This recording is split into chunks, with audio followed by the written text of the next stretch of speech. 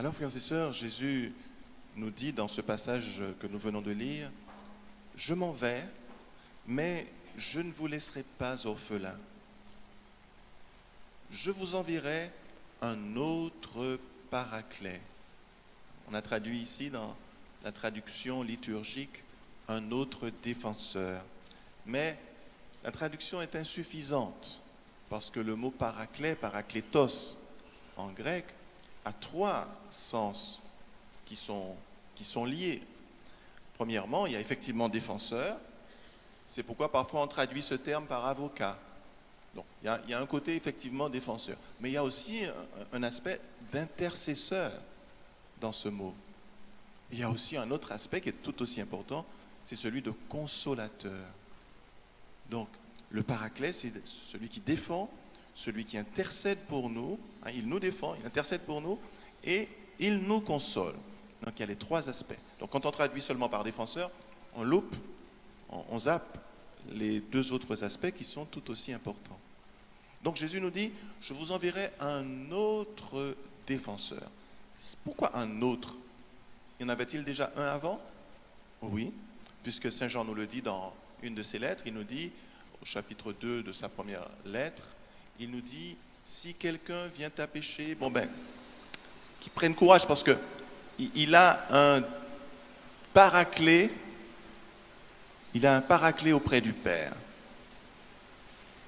D'accord? Il a un défenseur, on traduit parfois aussi par défenseur, on pourrait traduire intercesseur. Il a un paraclet auprès du Père. C'est Jésus, nous dit Saint Jean. Autrement dit, Jésus est un paraclet,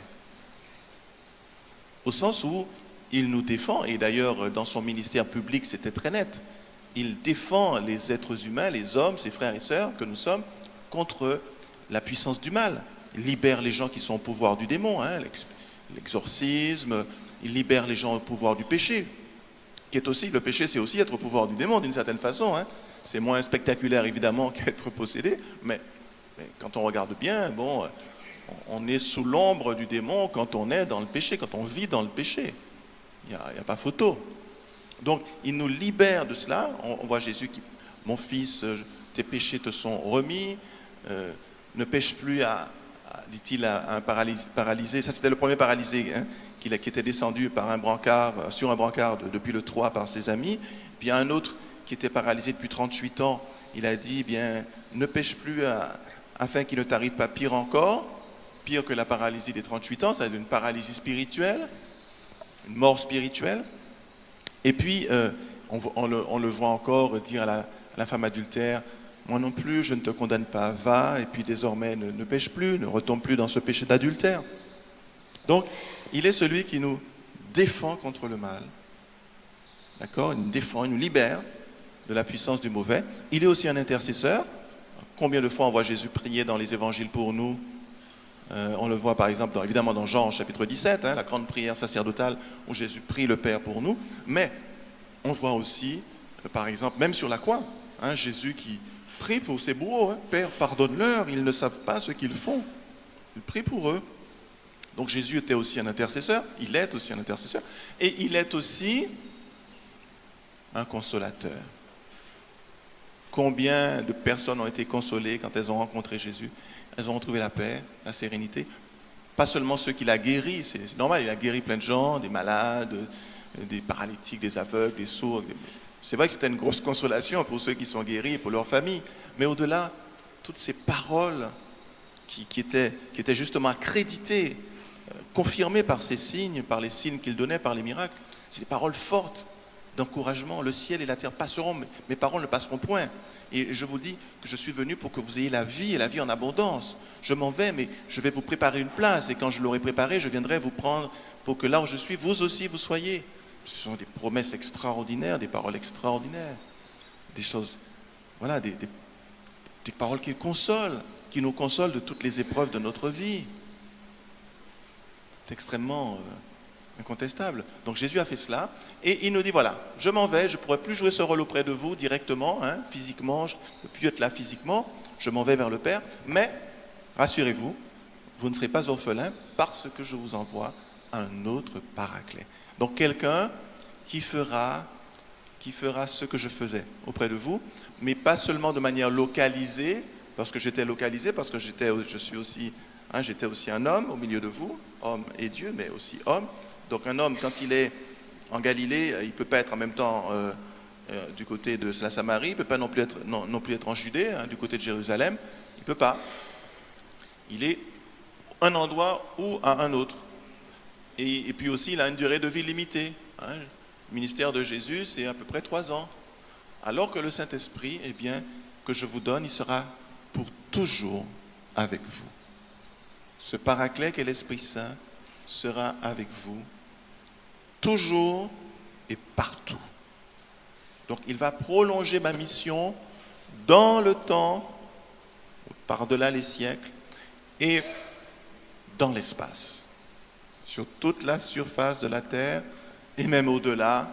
Si un jour on a une colonie martienne, eh bien, ce qui est envisagé pour les années 20, eh bien, le Saint-Esprit sera là avec les colons qui vont aller sur Mars, ce que je ne leur conseille pas du tout, parce qu'il n'y a vraiment rien là-bas. Il n'y a vraiment rien, que de la poussière. Donc, mais si on trouve des planètes habitables demain, et si on a les moyens de nous y rendre, le Saint-Esprit sera là aussi, avec les colons qui iront là-bas pour s'établir sur cette nouvelle planète. Il est partout, dans le temps et dans l'espace. Il est là, il prolonge l'action de Jésus, l'action de défenseur. Il est là pour nous défendre.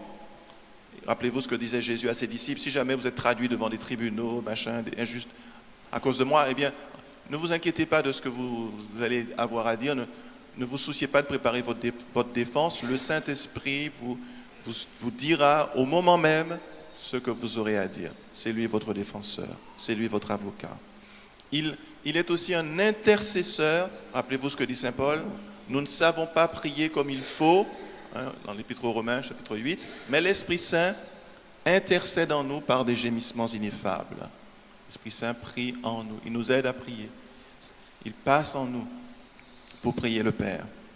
Et puis, il est bien sûr le consolateur, Esprit Saint consolateur. Il est comme un baume qui se pose sur des blessures de nos cœurs, de nos âmes. Des blessures dues à toutes les souffrances de notre vie, toutes les injustices vécues, toutes les trahisons vécues, tous les amours déçus. Mais tout ça, l'Esprit Saint se pose dessus comme un baume, désinfecte, cicatrise, apaise donc la blessure qui se referme et qui guérit. Il est le consolateur, celui qui nous soutient dans les épreuves de la vie, qui nous donne la force de traverser les deuils, les maladies, les contradictions de la vie, les injustices encore une fois, les malheurs qui peuvent tomber sur nous. Il est le consolateur. Avec lui, tout est possible. Parce que rien n'est impossible à Dieu. Quand tout paraît impossible, tout paraît fermé, comme si nous étions comme un crabe pris dans une, non pas une crabière, mais une ratière, eh bien, à ce moment-là, c'est là que Dieu peut intervenir, c'est là que Dieu va intervenir. Il ouvre une issue, comme dit un texte, un très beau texte: dans l'impossible, tu ouvres une issue. Voyez, quand c'est impossible, quand nous sommes cernés de toutes parts, eh bien, il vient nous chercher et nous fait passer par un chemin que nous ne connaissions pas et qui nous permet de nous en sortir. Même devant la mort, même quand nous avons à mourir, eh bien, on croit que tout est fini. C'est là que tout commence. C'est là que commence la vie avec lui. Tout est possible à celui qui croit. Le consolateur vient nous donner cette force-là dans l'épreuve, ce courage, cette consolation, que rien n'est perdu, mais qu'avec Dieu, nous sommes vainqueurs et nous serons toujours vainqueurs. Quand on regarde ces trois caractéristiques du Paraclet, défenseur, intercesseur, consolateur, ça ressemble aussi beaucoup aux caractéristiques d'une mère, que ce soit une mère biologique ou une mère de cœur. Vous voyez, parce qu'il y a des mamans qui ont adopté des enfants et qui ont donné tellement d'amour à ces enfants que bon, elles sont des mères, incontestablement. N'est-ce pas? Et donc, une mère, c'est quelqu'un qui défend ses petits becs et ongles, n'est-ce pas? Elle défend. Et parfois, même quand le petit est indéfendable, on voit des mamans, même si Tchama, elle a fait des bagailles invraisemblables, qui a défendu. C'est chemin, c'est chemin. Alors, mon pareil, c'est chemin, abandonner le chemin alors. Je jeté le chemin alors. Qui a défendu. Même si c'est un grand voyou, un grand vagabond, hein, mais qui a défendu. Hein. C'est ça une mère. C'est un amour inconditionnel. C'est ça qui fait que l'amour maternel ressemble aussi à l'amour de Dieu. Voyez? Souvent, les papas se fatiguent. Papa, quand tu vois que le fils, vraiment, il dépasse la mesure, il supporte. Et puis, parfois, il y a un moment où il dit, bon, ben, pas le voir aussi encore. Mais une maman, ben, l'enfant casse ses bras beaucoup plus facilement. Hein? Beaucoup plus facilement que les bras du papa. Donc souvent, ben, il y a des papas qui ont aussi un cœur de mère, hein, il ne faut pas se leurrer, mais qui ont un cœur aussi très... Vous voyez, qui supportent aussi tout, hein, c'est vrai. Mais je dis qu'on a le sentiment que spontanément, les mamans ont ce côté inconditionnel. Hein. Elles vont défendre leur fils ou leur fille d'une façon vraiment inconditionnelle et jusqu'au bout. C'est rare qu'une maman soit dégoûtée de son enfant, c'est très rare. Donc c'est plus facile, on voit plus facilement des papas être dégoûtés que des mamans. Et puis une mère, c'est aussi, alors je dis ça le jour de la fête des mères, hein, mais mesdames, c'est un éloge aussi que je vous fais à toutes les mamans antillaises, n'est-ce pas, qui ont cette caractéristique-là très forte chez elles. Et puis il y a le côté intercesseur, donc c'est aussi des femmes, les mamans, c'est aussi des personnes qui prient beaucoup, prient pour leurs enfants. Elles sont des intercesseurs. Elles prient avec beaucoup de persévérance pour leurs enfants. Et elles sont aussi des consolatrices. Elles sont aussi des consolatrices. Quand l'enfant ne va pas bien, quand il y a un problème, maman, va qu'à aller. Et parfois, il y a des mamans qui passent des heures et des heures au téléphone avec leur fille ou leur fils qui va mal en métropole. Des heures et des heures, tous les jours, à consoler, à soutenir. Et sans elles, les enfants auraient plongé. Oui, elles sont là au téléphone, à porter le fils, à porter la fille. C'est absolument extraordinaire. Donc elles sont des consolatrices. Elles apaisent. Elles ont aussi une grâce pour ça. C'est incontestable que quand on va mal, quand on est malade, un enfant qui est malade, qui souffre, même un enfant qui a 40-50 ans, hein, quand il a la présence de sa mère à côté de lui, c'est une consolation extraordinaire, un soulagement, un grand soulagement. Il éprouve un grand soulagement, un grand apaisement, rien que par le fait que sa mère soit là. Et par sa présence même, elle est consolatrice. Et donc, quand on regarde la mère de Jésus, qui est notre mère spirituelle, c'est pour ça qu'on dit d'elle qu'elle est défenseur des pauvres, qu'elle est intercesseur, parce qu'elle intercède pour nous. Sainte Marie, Mère de Dieu, priez pour nous, pauvres pécheurs, maintenant et à l'heure de notre mort. Et puis elle est aussi la consolatrice des affligés. Donc elle est vraiment une mère à la martiniquaise, à l'antillaise. La Vierge Marie, en fait c'est une antillaise. Hein. Voilà. Alors à toutes les mères qui ont enfanté et toutes les mères qui ont enfanté par le cœur, je souhaite une très bonne fête. Et puis indirectement aussi au père, puisque pas de mère sans père et pas de père sans mère, n'est-ce pas? Comme il ne peut pas y avoir un père sans fils et un fils ou une fille, ou un fils ou une fille sans père, n'est-ce pas? Donc la maternité et la paternité sont les deux faces d'une même médaille. Donc mes compliments aux mères vont indirectement au père. Bonne fête à tous.